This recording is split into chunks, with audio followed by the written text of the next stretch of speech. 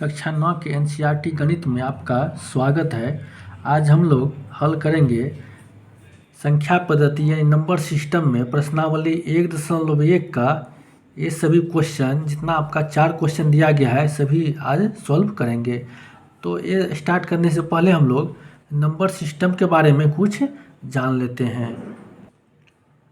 संख्या पद्धति आपका 2 पार्ट में उसको डिवाइड कर दिया गया है। पहला आपका है रियल नंबर यानी वास्तविक संख्या,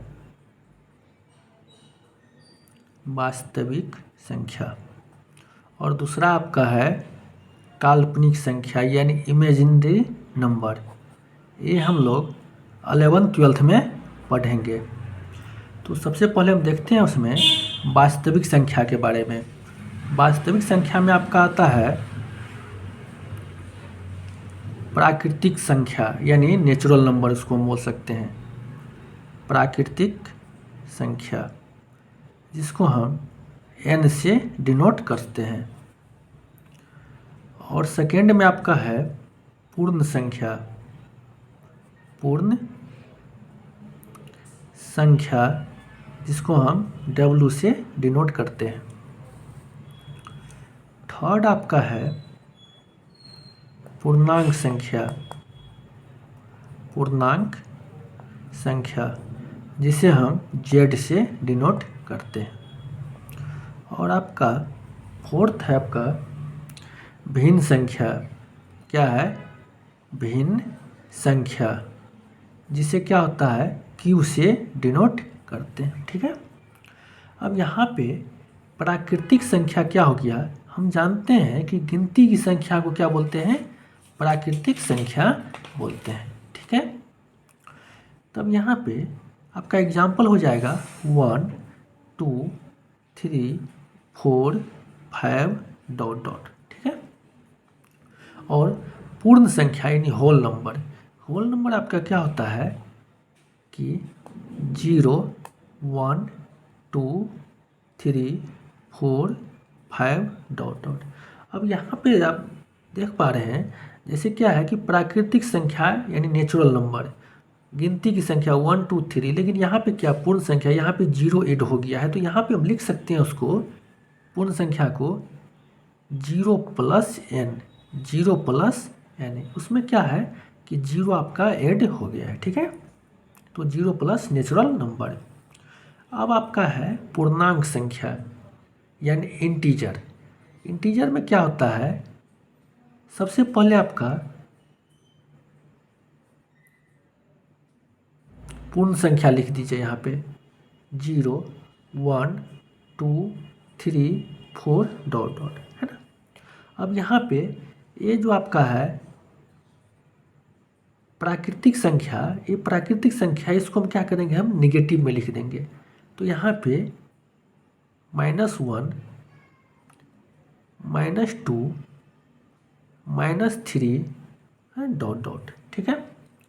तो ये आपका क्या हो गया, इसमें ऋणात्मक प्राकृतिक संख्या हो गया। क्या हो गया, ये आपका ऋणात्मक प्राकृतिक संख्या हो गया। उसको हम बोल सकते हैं ऋणात्मक प्राकृतिक संख्या। ठीक है।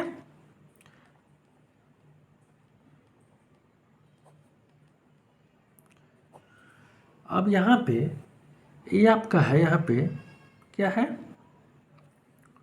पूर्ण संख्या हो गया। क्या हो गया, पूर्ण संख्या।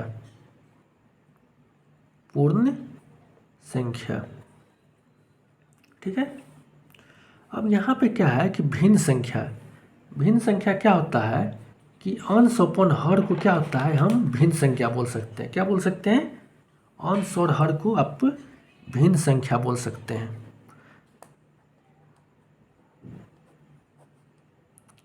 यानी 1/2 2/6 3/4, ये सभी क्या हो गया, आपका भिन्न संख्या हो गया। ठीक है। अब इसी में इस चैप्टर में सबसे ज़्यादा आपका यूज होगा परिमेय संख्या यानी रेशनल नंबर। तो हम देख लेते हैं परिमेय संख्या किसे बोलते हैं। ठीक है। परिमेय संख्या किसे कहते हैं, जिसको हम लोग रेशनल नंबर बोल सकते हैं, रेशनल नंबर। अब यहाँ पे रेशनल नंबर क्या हो गया कि प्रत्येक वह संख्या जो p बाय क्यू के रूप में हो। हम इसको ऐसे लिख सकते हैं, प्रत्येक वह संख्या जो p बाय क्यू के रूप में हो। और लेकिन उसमें कंडीशन है, q होना चाहिए not equal to 0, q not equal to 0, यानी q 0 नहीं होना चाहिए, है ना। और p और q आपका पूर्णांक होनी चाहिए। क्या होनी चाहिए? पूर्णांक होनी चाहिए। p व q पूर्णांक हो, ठीक है। अब यहाँ पे देखिए, पूर्णांक मतलब क्या हो गया आपका, -3 भी हो सकता है, -2 भी, -1, यानी -3/1 भी हो सकता है, -1/2 भी हो सकता है, लेकिन 0 नहीं होना चाहिए। q नॉट इक्वल टू आपका 0 नहीं होनी चाहिए, ठीक है। तो उदाहरण में हम देख लेते हैं, उदाहरण में एग्जाम्पल में आपका कि 1/2, 3/5, -1/2 ये सभी, लेकिन 2/0 नहीं होगा, ये आपका नहीं होगा, क्योंकि 0 आपका नहीं होनी चाहिए। क्यू नॉट इक्वल टू क्या है, 0 आपका नहीं होनी चाहिए, है ना। ये आपका परिमेय संख्या नहीं हुआ, ठीक है। और इसी में आपका अपरिमेय संख्या भी है। क्या है? अपरिमेय संख्या भी है ना। तो अपरिमेय संख्या हम देखते हैं, सबसे पहले अपरिमेय संख्या, ठीक है। अपरिमेय संख्या जिसे हम क्या बोलते हैं इंग्लिश में, इरेशनल नंबर, इरेशनल नंबर बोलते हैं, ठीक है। अब अपरिमेय संख्या क्या होता है कि जिसका रूट यानी नहीं निकले, है ना। तो अब देखिए यहाँ पे √2, √3, √5, √7, है ना। तो अब यहाँ पे हमको एक देखना है कि अंडर रूट में ये आपका क्या होनी चाहिए, अभाज्य संख्या होनी चाहिए। क्या होनी चाहिए? अभाज्य संख्या, यानी प्राइम नंबर होनी चाहिए, ठीक है। अभाज्य संख्या होनी चाहिए। 3 भी अभाज्य संख्या है, 5 भी अभाज्य संख्या है और 7 भी अभाज्य संख्या है, ठीक ना। लेकिन √4 आपका √4 है आपका, ये क्या हो गया देखिए यहाँ पे, 4 को यदि हम फैक्टर निकालेंगे तो 2 × 2 होता है ना, 2 × 2। लेकिन उसमें हम जानते हैं कि फैक्टर अंदर रूट के अंदर में 2 समान डिजिट रहता है, तो इसका एक डिजिट निकल जाता है, वही आपका आंसर हो जाता है। तो आपका ये 2 हो गया, है ना। इसका मतलब √4 का हमको वर्गमूल निकाले तो आपका 2 आ गया। तो ये क्या है, आपका परिमेय संख्या है ना। ये क्या है? परिमेय संख्या है, अपरिमेय संख्या नहीं है, है ना। अपरिमेय संख्या आपका नहीं है, ठीक। यहाँ पे क्या है, √4 आपका अभाज्य संख्या भी नहीं है। अभाज्य संख्या क्या है कि प्राइम नंबर 2 है, 3 है, 5 है और 7 है, ठीक है। अब हम सॉल्व करते हैं प्रश्नावली 1.1। यहाँ पे क्वेश्चन दे रहा है आपका कि पहला क्वेश्चन आपका क्या है कि क्या शून्य एक परिमेय संख्या है और क्या इसे आप p/q के रूप में लिख सकते हैं, जहाँ p और q पूर्णांक है और q नॉट इक्वल टू 0 है ना। तो आपका क्या है कि क्या शून्य एक परिमेय संख्या है। तो देखिए यहाँ पे क्या बोल रहा है कि प्रश्न 1 में आपका शून्य एक परिमेय संख्या है, ठीक ना। तो इसका मतलब क्या है कि हाँ क्या है, उसको हम सत्य बोल सकते हैं, है ना, सत्य है। या हाँ है, ठीक ना। लेकिन शून्य को तो हम शून्य को 0/1 के रूप में लिख सकते हैं, 0/1 के रूप में लिख सकते हैं, ठीक है, लिख सकते हैं। देखिए कैसे, क्योंकि हम जानते हैं कि परिमेय संख्या होती है आपका P/Q के रूप में होती है। क्या होती है? P/Q के रूप में होता है, ठीक है। लेकिन यहाँ पे कि P और Q आपका क्या है? पूर्णांक होनी चाहिए। क्या होनी चाहिए? पूर्णांक होनी चाहिए। लेकिन Q नॉट इक्वल टू 0 होनी चाहिए, Q नॉट इक्वल टू 0 होनी चाहिए, ठीक है ना। जो Q नॉट इक्वल टू 0 होनी चाहिए, लेकिन शून्य के बराबर नहीं होनी चाहिए, शून्य के बराबर नहीं होनी चाहिए। तो हम यहाँ पे लिखेंगे शून्य को 0/1 के रूप में हम लिख सकते हैं, जहाँ 0 और 1 पूर्णांक है, ठीक है, पूर्णांक है, और Q इक्वल 1 होनी चाहिए, Q इक्वल कितना? 1 होना चाहिए, जो कि शून्य के बराबर नहीं है, जो शून्य के बराबर नहीं है, ठीक है।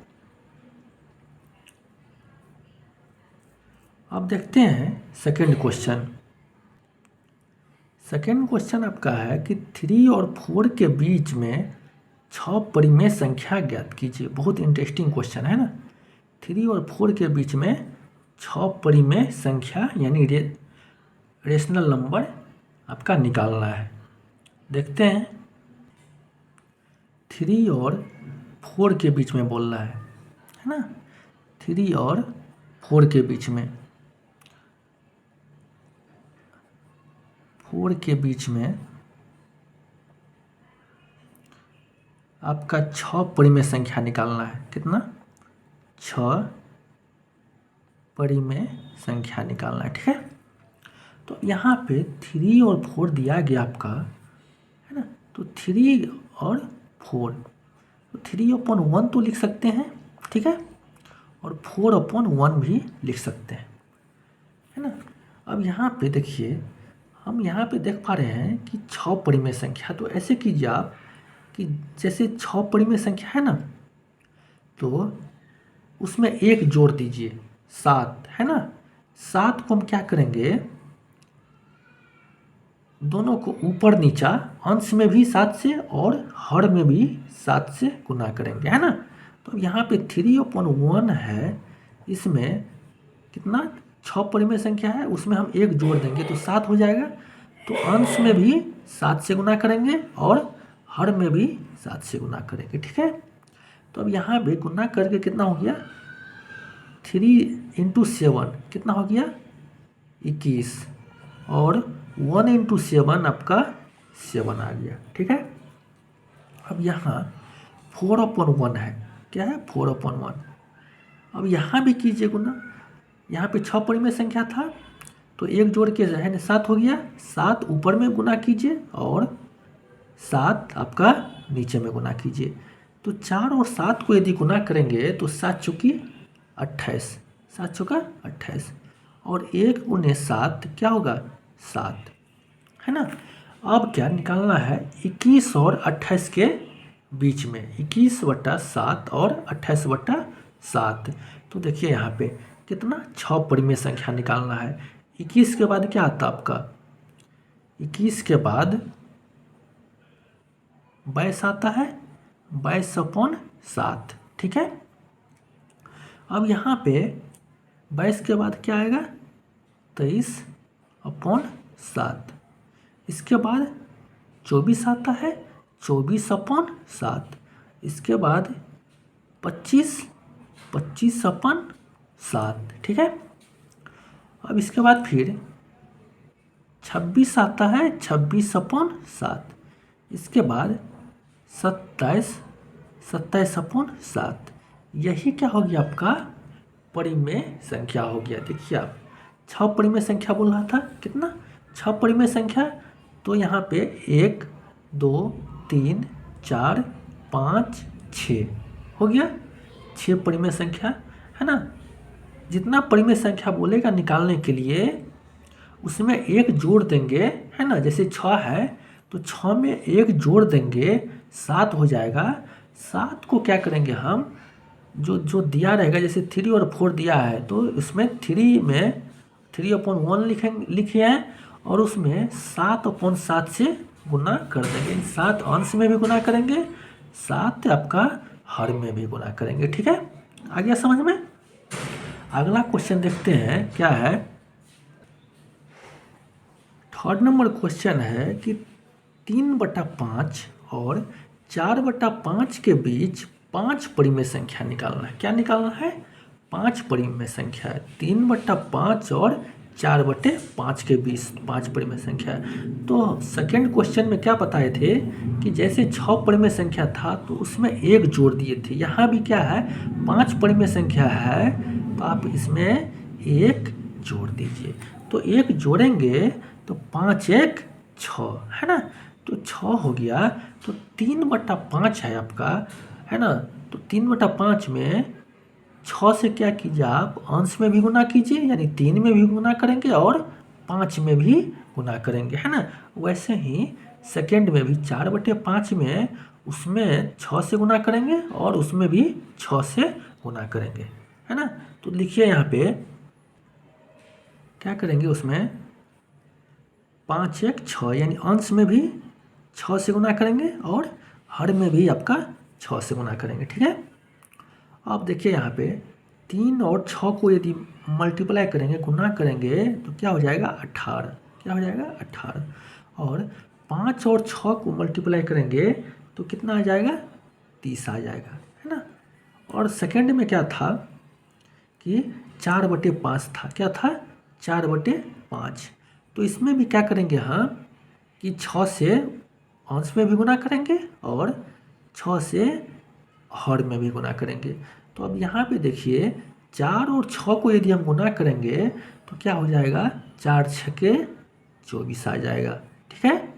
और 5 और 6 को यदि गुना करेंगे तो 5 6 30 आ जाएगा, ठीक है।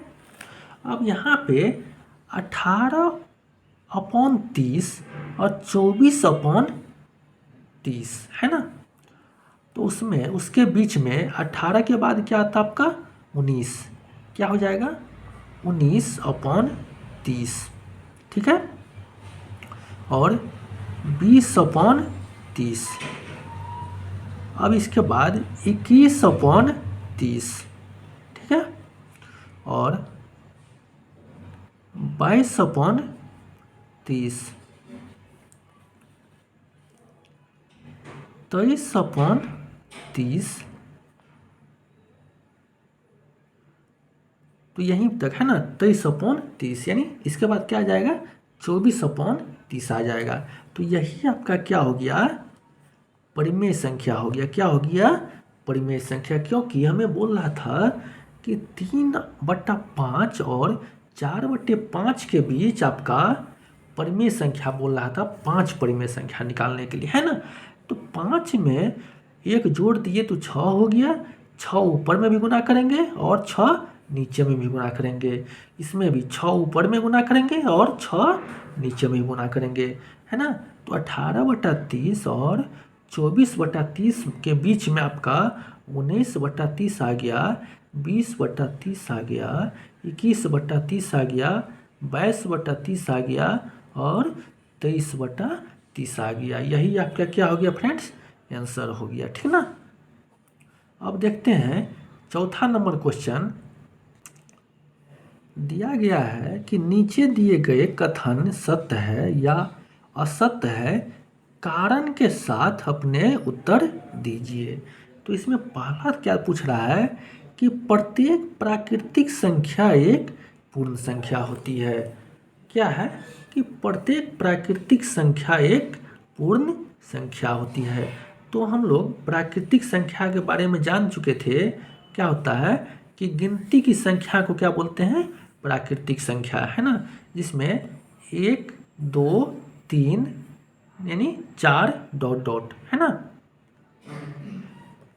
प्रत्येक प्राकृतिक संख्या एक पूर्ण संख्या होती है। तो ये क्या आपका सत्य है, क्या है, सत्य है ना। 4 का 1 में आपका सत्य है। तो यहाँ पे कारण बताना है ना। तो कारण हम लिखेंगे कि पूर्ण संख्या का संग्रह ही क्या होती है, प्राकृतिक संख्या होती है। क्या होती है, प्राकृतिक संख्या होती है। तो पूर्ण संख्या का संग्रह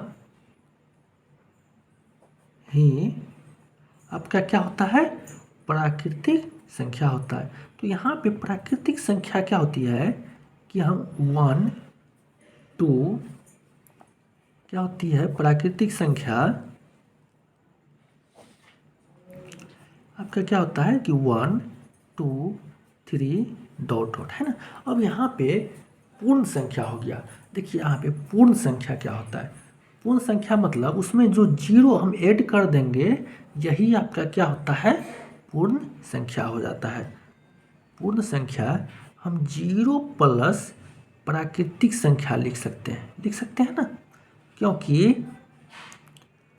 क्या होता है कि 0 1 2 3 4 डॉट डॉट, ये आपका क्या है, पूर्ण संख्या हो गया।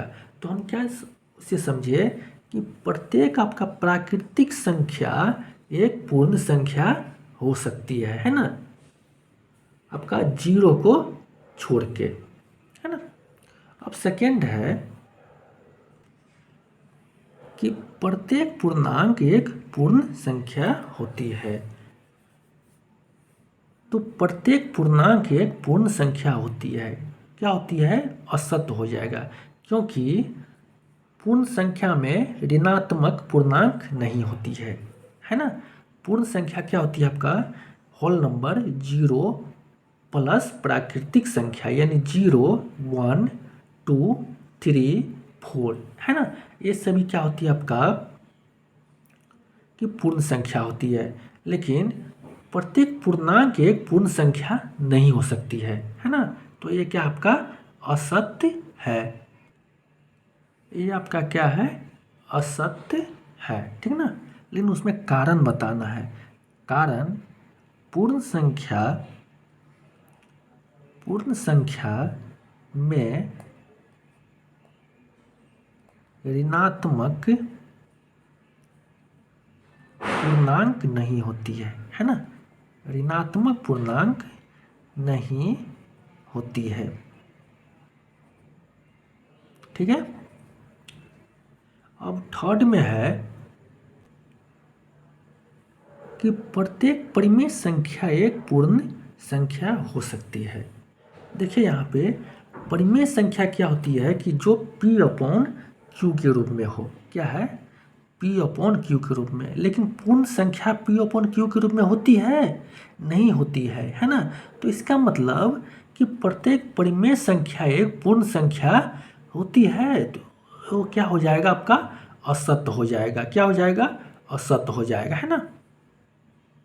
लिखते हैं यहाँ पे, ये क्या हो जाएगा आपका, असत्य। उसका कारण लिखना है कि परिमेय संख्या